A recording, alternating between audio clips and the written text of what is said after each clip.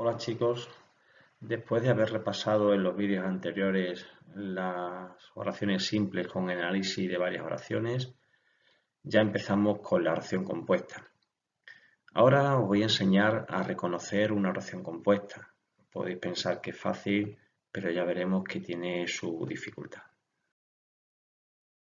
Lo primero es distinguir entre oración y proposición. Se entiende por proposición aquella estructura pues, que tiene sujeto y predicado, salvo aquellas impersonales que evidentemente no tienen sujeto, y eso nos permite distinguir pues, oraciones simples, las que constan de una proposición. En este ejemplo, los alumnos recogieron sus calificaciones, solamente hay un verbo, por tanto, oración simple. Sin embargo, las oraciones compuestas son aquellas que tienen dos o más proposiciones, ¿de acuerdo? Lo que ocurre que, bueno, pues que en algunos casos una proposición puede estar incluido dentro de otra. Los alumnos recogieron sus calificaciones y se marcharon. Aquí hay dos proposiciones, la primera que llega hasta calificaciones y la segunda se marcha. Ahora pasamos a reconocer la diferencia entre una oración simple y compuesta fijándonos en los verbos. Fijaos que una oración simple es aquella que tiene un verbo y una oración compuesta que tiene dos o más, pero vamos a ver qué es lo que ocurre con estos ejemplos. En el primero, el deportista puede saltar el obstáculo. Si comparamos esta frase con esta otra, son prácticamente idénticos.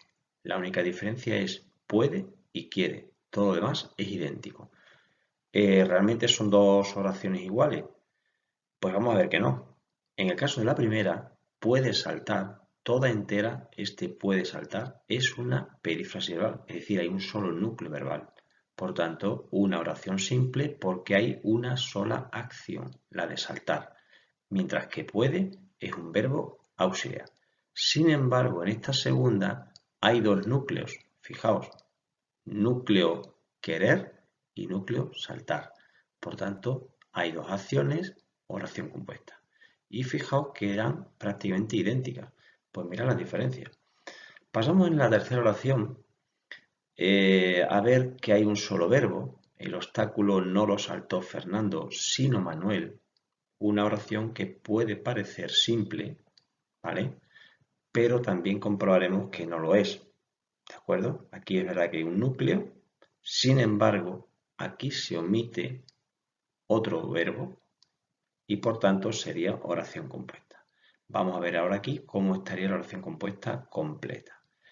Que lo saltó, todo esto es lo que se sobreentiende en esta primera frase.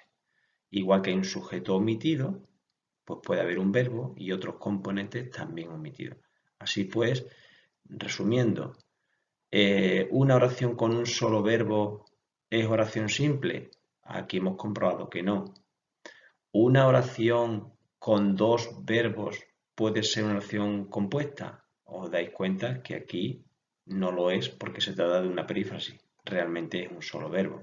Pero fijaos la diferencia que marcamos antes.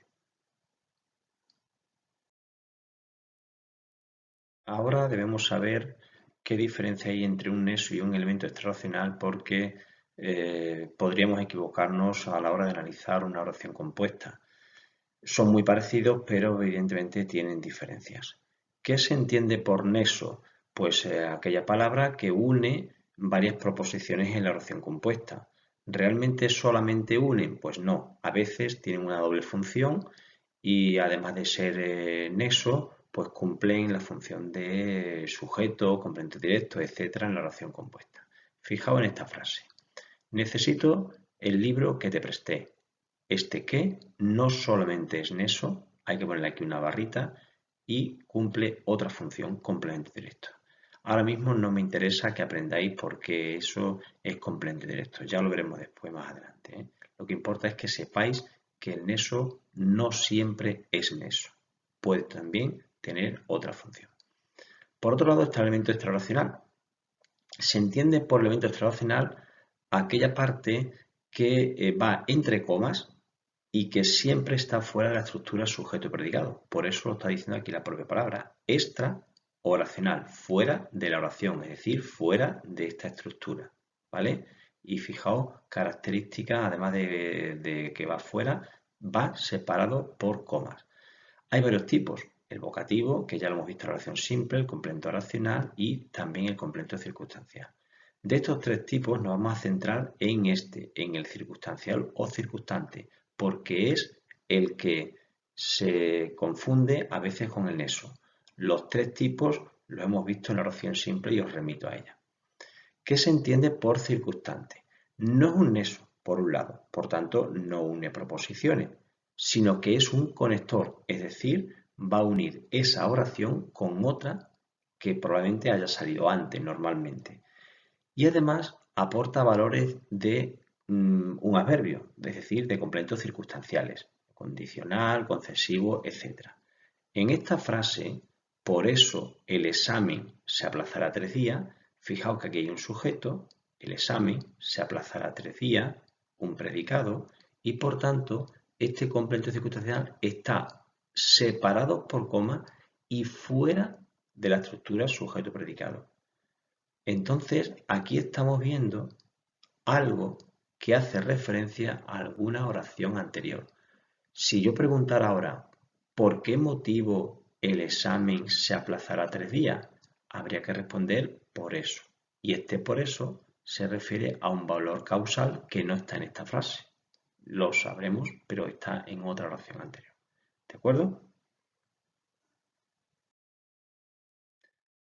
Después de establecer la diferencia entre oración simple compuesta fijándonos en los verbos y la diferencia entre nexo y elemento extrarracional, ahora nos toca ver los tipos de oraciones compuestas que hay. ¿Realmente hay 3 o solamente 2? Yo os voy a explicar por qué hay 2 oraciones que son las coordinadas y las subordinadas. Las yuxtapuestas entiendo que no son un tercer tipo. ¿Cuáles serían las coordinadas? Pues son aquellas oraciones que, como estáis viendo aquí, se sitúan en el mismo plano sintáctico, es decir, que son independientes. ¿Eso qué significa?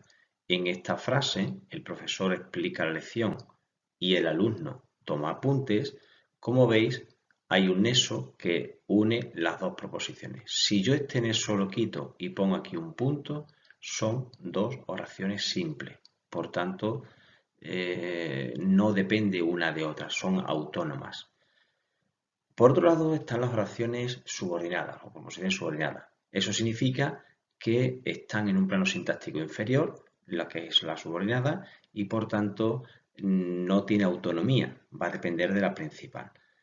Esa subordinada va a cumplir una función dentro de la principal.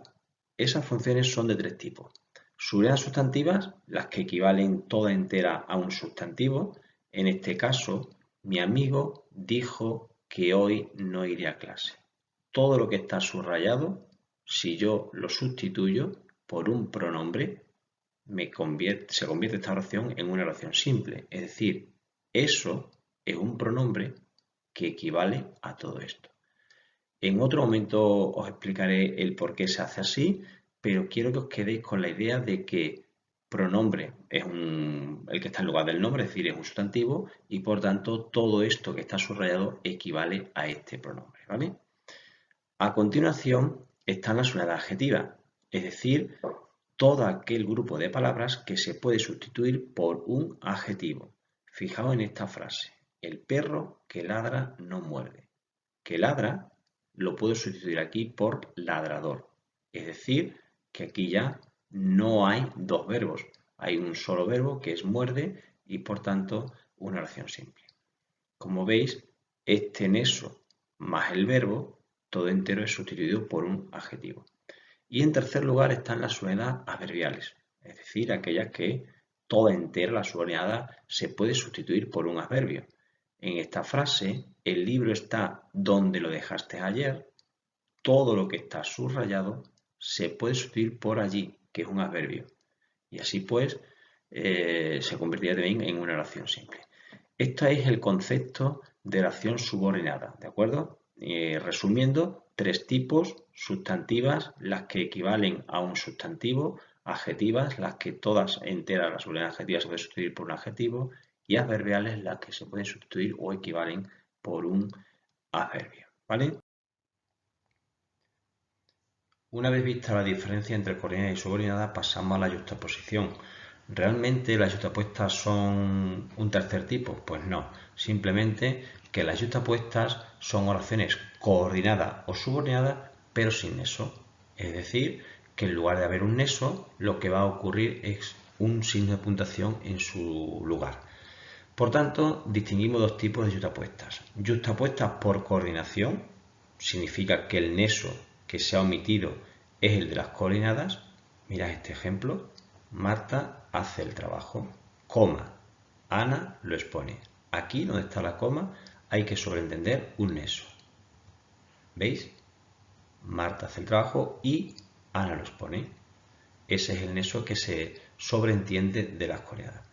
El otro tipo son las yuxtapuestas por subordinación, donde aquí, en lugar de sobreentender un neso de coordinada, va a ser un neso de subordinada. Veámoslo con un ejemplo. No saldremos a la calle, coma, está lloviendo mucho. ¿Qué significa? Pues que aquí hay yuxtaposición porque no hay neso, se sobreentiende un neso. ¿Cuál sería? Porque. No saldremos a la calle porque está lloviendo. Este sería una subordinada adverbial causal, que ya explicaremos más adelante en el vídeo de las adverbiales. Y esa es la diferencia, resumiendo, entre oraciones coordinadas, subordinadas y yuxtapuestas. En definitiva, no son las yuxtapuestas un tercer tipo de oraciones compuestas, sino que las coordinadas y las subordinadas, cuando no llevan neso, se les llama yuxtapuestas. Eso sí, hay que entender si el tipo de relación que hay entre las proposiciones es de coordinación o de subordinación. Y hasta aquí han llegado las pautas principales de cómo reconocer una oración compuesta para ya entrar en muchas materias. Pero que es fundamental que tengáis presente estas ideas a la hora de analizar la oración compuesta, ¿vale?